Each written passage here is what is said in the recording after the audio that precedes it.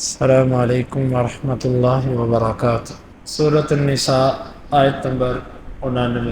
اعوذ باللہ السمیع العلیم من الشیطان الرجیم من ہمزہ ونفخہ ونفثہ ودوا لو تکفرون کما کفروا فتکونون سواء۔ وہ چاہتے ہیں کہ تم کفر کرو جس طرح انہوں نے کفر کیا، بس تم برابر ہو جاؤ۔ فلا تتخذوا منہم اولیاء حتی یہاجروا فی سبیل اللہ، تم ان میں سے دوست نہ بناؤ یہاں تک کہ وہ اللہ کے راستے میں ہجرت کر جائیں۔ فَإِن تَوَلَّوْا فَخُذُوهُمْ، پس اگر وہ منہ موڑ لے تم انہیں پکڑو، وَاقْتُلُوهُمْ، اور تم انہیں قتل کرو، حَيْثُ وَجَدتُّمُوهُمْ، جہاں پر تم انہیں پاؤ۔ وَلَا تَتَّخِذُوا مِنْهُمْ وَلِيًّا وَلَا نَصِيرًا، تم ان میں سے نہ کوئی دوست بناؤ اور نہ مددگار۔ منافقین کے بارے میں اللہ تعالیٰ نے فرمایا کہ وہ یہ چاہتے ہیں کہ مسلمانوں تم بھی کافر ہو جاؤ۔ اور یہ خالی منافقین کا نہیں، دنیا کے ہر باطل آدمی کی یہ خواہش ہوتی ہے کہ جس رستے پر میں ہوں کوئی دوسرا بھی میرے ساتھ آ جائے۔ زانی اپنے ساتھ آپ کو ملانا چاہے گا، شرابی اپنے ساتھ ملانا چاہے گا، حتیٰ کہ وہ جیب سے پیسے لگا کر ساتھ ملاتا ہے۔ شروع کے اندر وہ آپ کو مفت میں پلائے گا، شروع کے اندر آپ کو وہ مفت میں دکھائے گا، آپ کو برباد کرنے کے لیے، خراب کرنے کے لیے۔ پھر جب آپ کو اس کا چس پڑ جائے گا پھر وہ آپ سے سائڈ پہ ہو جائے گا، پھر آپ اپنے پیسے خود لگاؤ۔ دنیا کا ہر باطل یہ چاہتا ہے کہ لوگ اس کے ساتھ مل جائیں۔ کیوں؟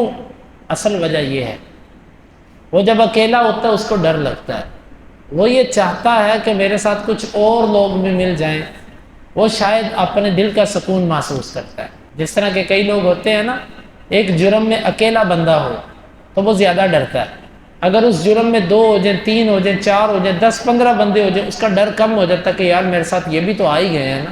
منافقین مجرم ہیں، یہ چاہتے ہیں کہ مسلمان بھی کسی نہ کسی طرح ہمارے ساتھ ہیں۔ اسی لیے تو کافر اور یورپ آپ کے اوپر اتنا پیسہ لگتا ہے، آپ کے تعلیمی نظام پر، آپ کے سوشل میڈیا پر، آپ کی بیٹیوں کو، آپ کے گھروں کو برباد کرنے کے لیے وہ اتنا پیسہ کیوں پھینکتا ہے؟ وَدُّوا لَوْ تَكْفُرُونَ كَمَا كَفَرُوا فَتَكُونُونَ سَوَاءً، وہ تمہیں اپنے جیسا بنانا چاہتے ہیں۔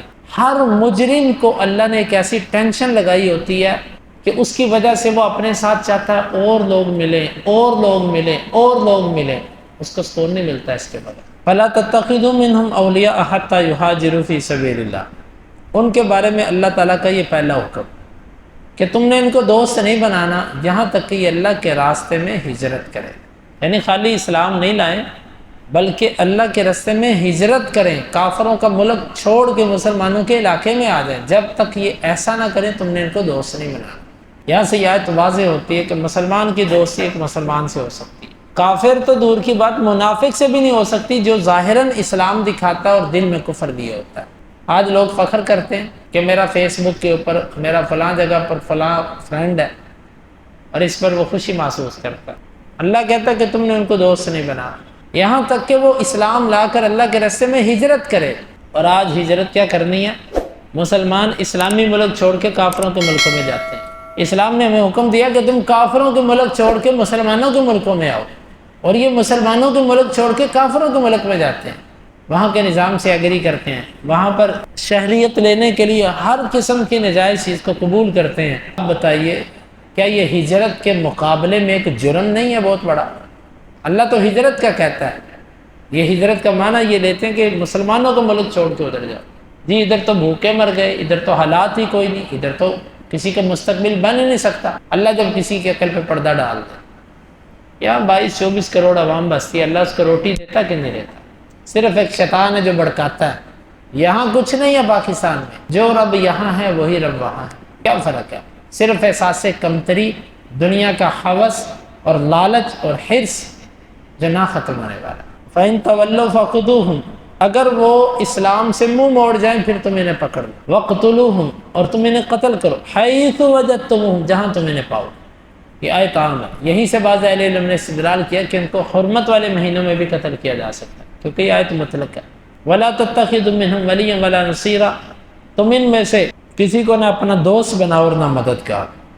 یہ آیت صریح ہے اس معاملے میں کہ کافروں سے دوستی نہیں ہو سکتی، کافروں سے مدد نہیں لی جا سکتی، اور خاص طور پر وہ موقع کہ جب آپ سمجھتے ہو کہ مدد لینے سے میں ان کے متاحت ہو جاؤں گا، جس طرح کہ آج کا زمانہ ہے۔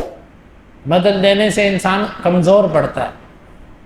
اللہ رب العالمین سے دعا ہے اللہ تعالیٰ سمجھنے کی اور عمل کی توفیق عطا فرمائے۔